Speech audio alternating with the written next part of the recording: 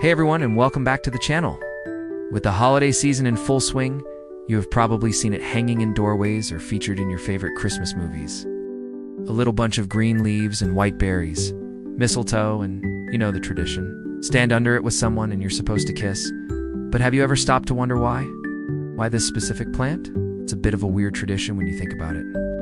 Well, today, we're going to unravel the history behind this romantic holiday ritual.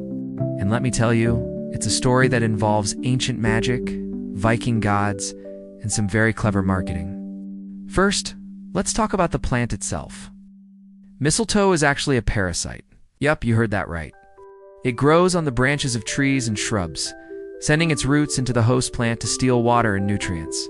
Kind of a freeloader, right? But for ancient cultures, this very quality made it seem magical. Think about it, during the dead of winter. When all the trees have lost their leaves and everything looks barren and lifeless, mistletoe stays green. It seemed to have its own life force, thriving when everything else was dormant. This made people believe it possessed special powers. The ancient Druids, for example, considered mistletoe to be sacred, especially when it grew on oak trees, which were also sacred to them. They believed it could cure diseases, ward off evil spirits, and even increase fertility in both humans and animals.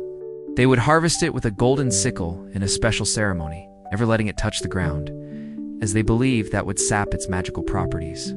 So, from very early on, mistletoe was seen as a symbol of life, healing, and vitality. Now let's jump forward to Norse mythology, where we find one of the most famous stories involving mistletoe.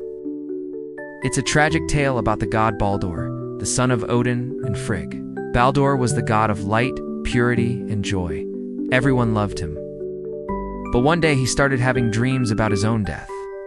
This worried his mother Frigg so much that she traveled throughout the 9 realms and made every single thing, every plant, animal, stone, and elements wear an oath that they would never harm her son. Everything agreed. After this, the gods had a new favorite pastime. They would throw weapons and objects at Baldr just to watch them bounce off him harmlessly. It was all fun and games until Loki, the god of mischief, got involved. Loki was jealous of Baldr. He disguised himself and went to talk to Frigg, who, feeling confident, revealed that there was one tiny thing she hadn't asked for an oath from: the mistletoe. She thought it was too young and harmless to be a threat. Big mistake. Loki immediately found some mistletoe, fashioned it into a sharp dart or arrow, and gave it to Baldr's blind brother Höðr, who wanted to join in the fun of throwing things at Baldr. Loki guided Höðr's hand, and the mistletoe projectile pierced Baldr, killing him instantly. The whole of Asgard was plunged into grief. But wait, there's a second part to this story that sometimes gets told, and it brings a bit of redemption. In some versions, the gods managed to bring Baldr back to life. Overjoyed, his mother Frigg declared that mistletoe would no longer be a symbol of death, but a symbol of love and peace. She decreed that whenever 2 people passed under it, they should share a kiss to celebrate her son's return. This is where the direct line to our kissing tradition starts to form. The plant that caused so much sorrow was transformed into a symbol of reconciliation and affection. From then on, enemies who met under mistletoe in the forest would lay down their weapons, declare a truce for the day, and exchange a greeting of peace. It became a powerful symbol of love triumphing over hatred.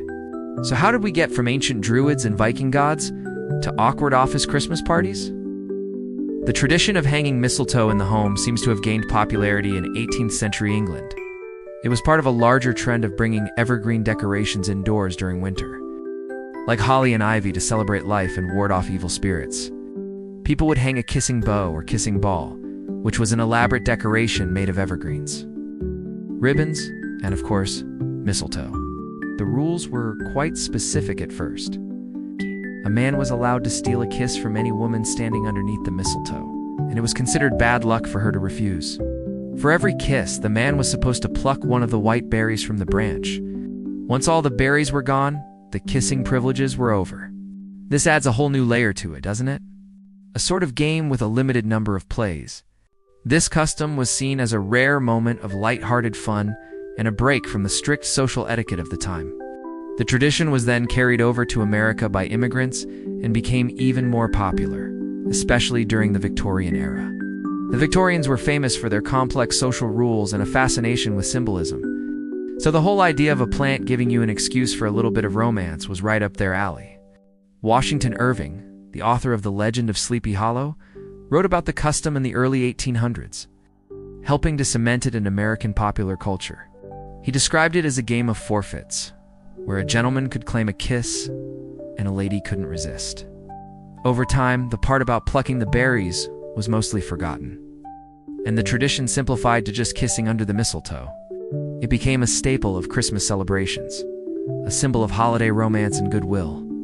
We see it in classic stories like Charles Dickens, The Pickwick Papers, and countless Christmas cards, songs, and movies ever since. It's the ultimate romantic holiday trope. 8. There are actually many different species of mistletoe, over 1,300 in fact, found all over the world. The European mistletoe, the one from the Druid and Norse legends, has those iconic white berries. But the kind you're more likely to see in North America often has red berries. Remember how I said it was parasitic? Well, the name mistletoe itself might actually hint at this. The Anglo-Saxon words are mistle, which means dung, and tan, which means twig. So, mistletoe literally translates to dung on a twig. Why? Because ancient observers noticed that mistletoe seeds were often spread through bird droppings. A bird would eat the sticky berry, fly to another tree, and, well, you get the picture. The seed would be deposited on a new branch, ready to grow. It's not exactly the most romantic origin story, is it? Dung on each twig doesn't have quite the same ring as kissing beau. So, let's bring it all together. The tradition of kissing under the mistletoe is a beautiful blend of different beliefs and histories. It started with ancient pagan beliefs that saw mistletoe as a magical, life-giving plant that stayed green in the dead of winter, symbolizing fertility and vitality. Then, Norse mythology gave us a powerful story of tragedy and redemption, transforming the plant from an instrument of death into a symbol of peace and love. Championed by the goddess Frigg, this evolved into the English tradition of the kissing bough, a fun social game.